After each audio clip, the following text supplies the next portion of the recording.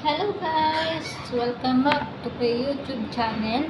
Ayan guys, ano ba ang share natin for today's? For today's talaga, ang dami no? Ano ba ang binago ng abroad sa atin? Share ko lang kung ano binago sa akin ng pagiging abroad, pagiging OFW sa bansang Saudi Arabia, Qatar, at Hong Kong. First of all guys,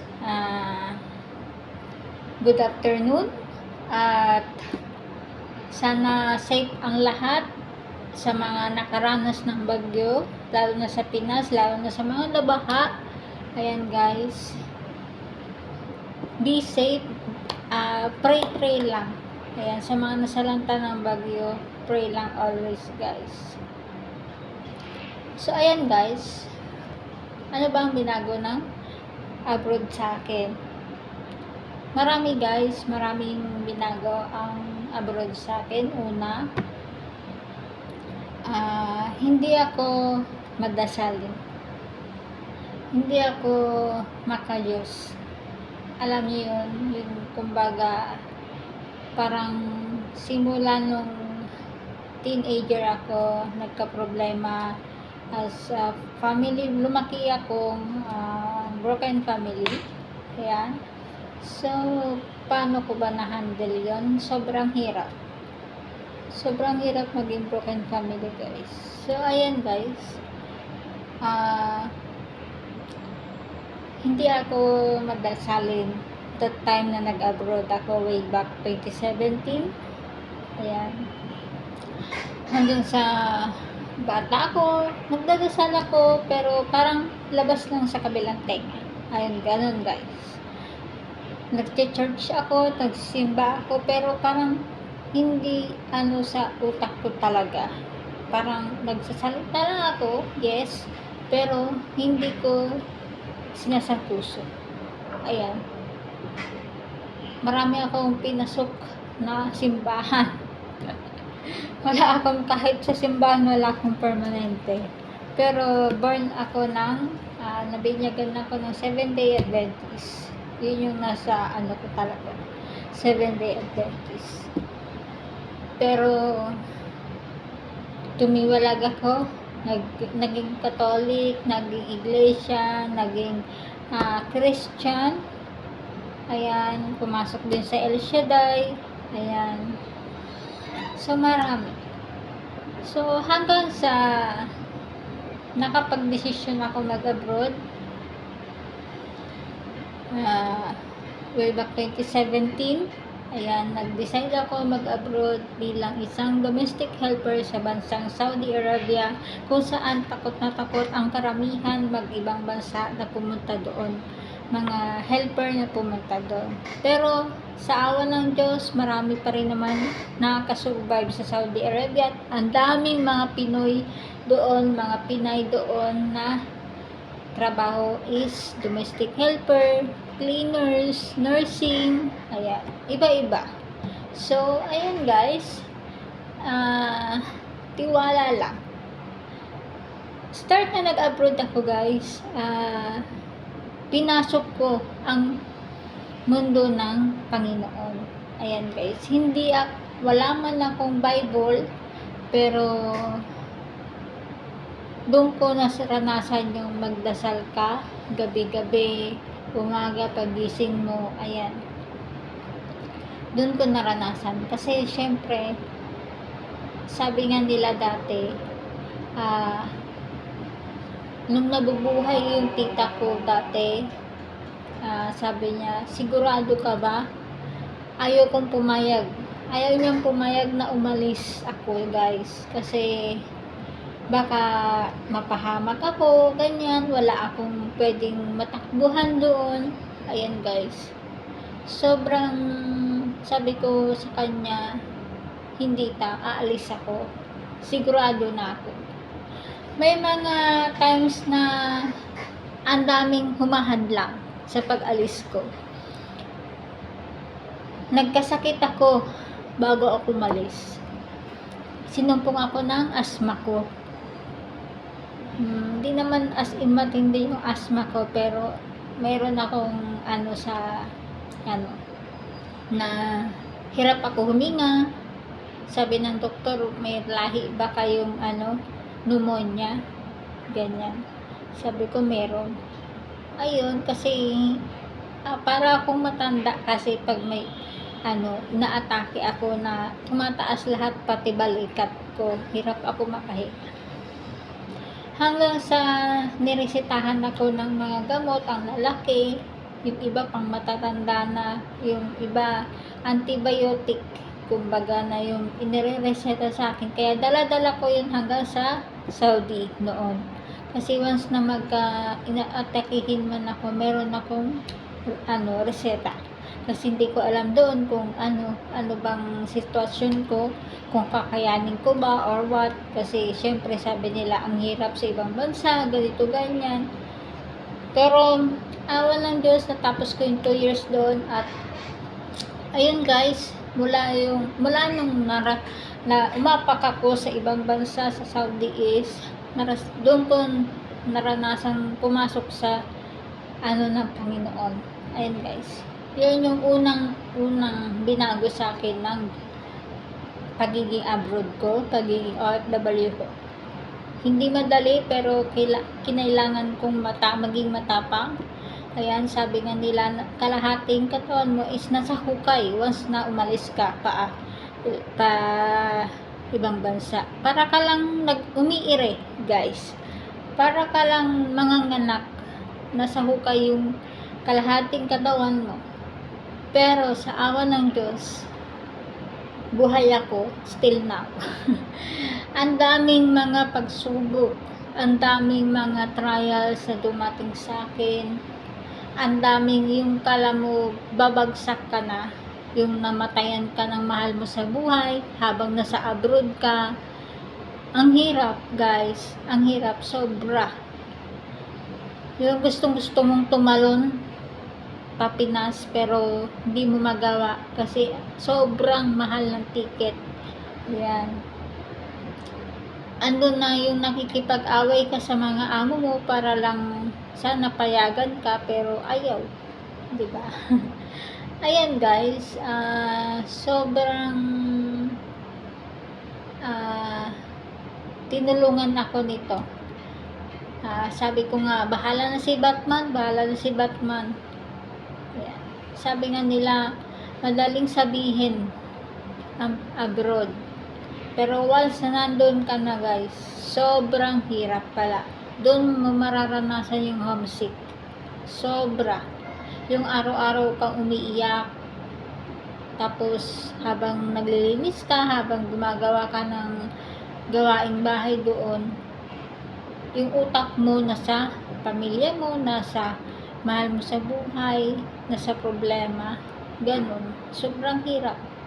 Kaya noon, wala akong kinapitan kundi ang Panginoon lang, ang Diyos lang.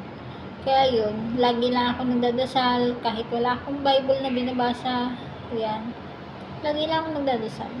Tapos, kada naglilinis ako, may headset ako, yung isang tenga ko na pinapasukan ko ng headset, tapos nag-work, mga song ko, mga worship song, ayan, yun lang yung pampalubag loob ko that time, na minsan nahirapan ako, ganyan, minsan nalulungkot ako, ganyan, yun, worship song ang nagpapagaan ng loob ko guys. Then hanggang sa nakapagkatara ako, dun sa Qatar ko naranasan ang malugmok.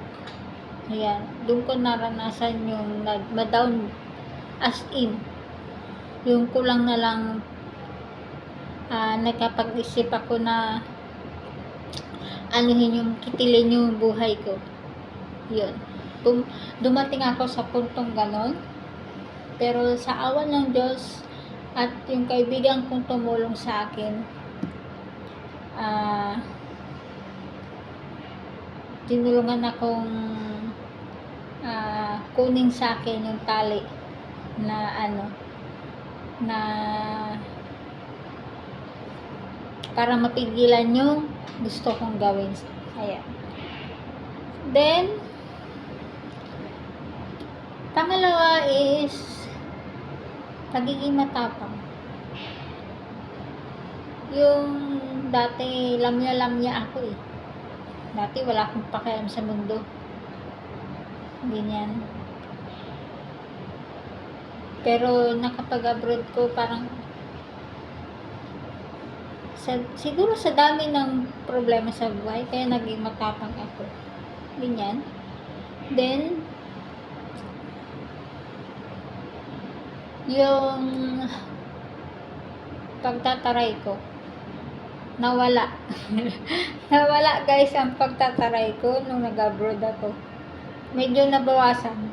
Andun pa rin yung pagtataray ko pag susuplad ako, pero ano na, kumbaga pag nag-abroad ka kasi lahat ng sungay mo mawawala dito eh. Yung kumbaga sabi nga nila, kung mataray ang amo mo, huwag mo sabayan.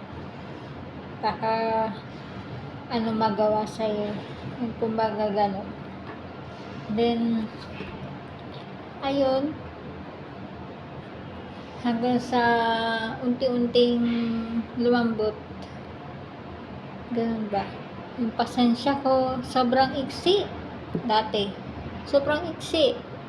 Wala akong, lalo na sa bata. Ang init ng ulo ko sa bata. Sa mga bata. Kasi ang bata sa Pilipinas at bata sa ibang bansa is iba. Magkaiba. Sobra. Milyon. Trilyon na pasensya ang baon mo dapat pag nag-abroad ka. Kasi